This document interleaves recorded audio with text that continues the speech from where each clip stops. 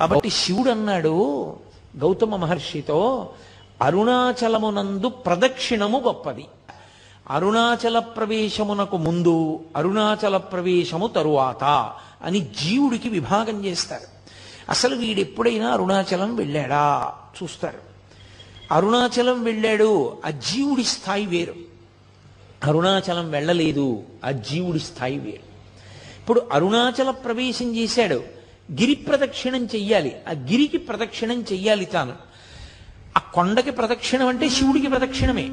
ప్రదక్షిణం అన్న మాటకు అర్థం మీరు బాగా గుర్తుపెట్టుకోవాలి. ఏ బిందువు దగ్గర మీరు బయలుదేరారో తిరిగి ఆ బిందువు దగ్గరికి వచ్చేయాలి.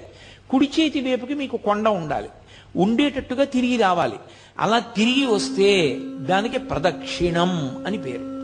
ఆయన అన్నాడు, కలియుగంలో ఈ అరుణాచల పర్వతం చుట్టూ ఎవరు ప్రదక్షిణం చేస్తారో వాళ్ళందరికీ కూడా 100 అశ్వమేధములు 100 వాజపేయములు చేసిన ఫలితం వేస్తారు. అశ్వమేధయాగం అసలు నిజానికి కలియుగంలో లేదు. అశ్వమేధయాగం సంకల్పం చెయ్యడానికి అధికారం లేదు, చెయ్యకూడదు. ఎందుకంటే నిషేధింపబడింది. అశ్వమేధయాగంతో సమానమైనటువంటిది ఒకటి ఉంది, అది చేస్తే అశ్వమేధయాగ ఫలితం ఇచ్చేస్తారు. వాడు అశ్వమేధయాగం చేశాడు అని ఫలితం ఇస్తారు. ఏదది? అనాథప్రేత సంస్కారం. అనాథప్రేతానికి సంస్కారం చేస్తే వాడు అశ్వమేధయాగం చేశాడు అని ఫలితం వేస్తారు. 100 అశ్వమేధయాగముల యొక్క ఫలితాన్ని గిరి ప్రదక్షిణం చేసిన వాళ్ళకి వేస్తానన్నాడు. 100 వాజపేయములు చేసినటువంటి ఫలితాన్ని గిరి ప్రదక్షిణం చేసిన వాళ్ళకి వేస్తానన్నాడు. అంటే దాని ఉద్దేశ్యం, అసలు అరుణాచలం అనేటటువంటి క్షేత్రం ఒకటి ఉంది, దానికి ఇంత ప్రాశస్త్యం ఉన్నది, పరమశివుని యొక్క పరిపూర్ణమైన అనుగ్రహం ఉన్నది, అక్కడికి వెళ్ళాలనేటటువంటి కోరిక పుట్టడం జరగదు. ఎందుకని? అసలు కొన్ని కోట్ల జన్మలెత్తితే తప్ప అరుణాచల పర్వతం గురించి తెలుసుకోడు. అరుణాచల వైభవం అన్న మాట వినడు. కాబట్టి పక్కన పెట్టేయి.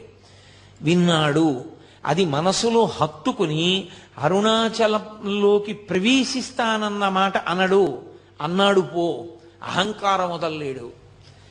ఏదో ఒకటి వెంట పెట్టుకుంటాడు.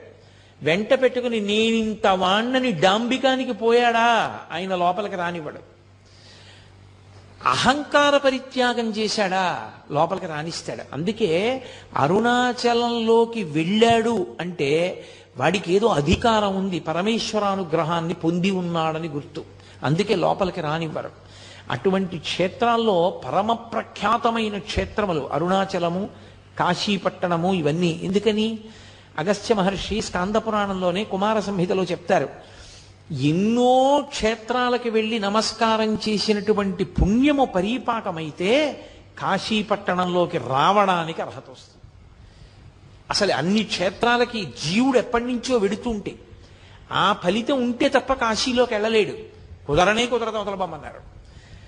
ఇక అరుణాచలం తత్తుల్యం, అంత గొప్పది. అరుణాచల ప్రవేశము అంత తేలికైన విషయం కాదు.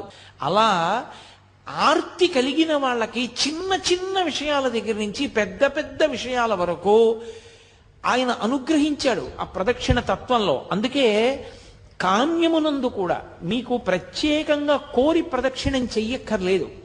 ఆదివారం నాడు ప్రదక్షిణం చేశాడనుకోండి, ఆదివారం నాడు ప్రదక్షిణం చేసి వచ్చేస్తే సూర్యమండలాన్ని భేదిస్తాడు జీవుడు. శరీరం పడిపోయిన తర్వాత శరీర పతనానంతరము సూర్యమండలాన్ని ఛేదించి కైలాసంలో శివలోకానికి వెళ్ళి శివ సాన్నిధ్యమును పొందుతాడు.